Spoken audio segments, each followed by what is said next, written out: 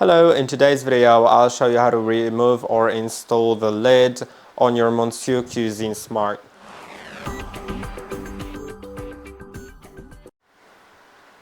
In order to do it, first you can see my lid is currently installed, so to remove it I would need to twist it counterclockwise.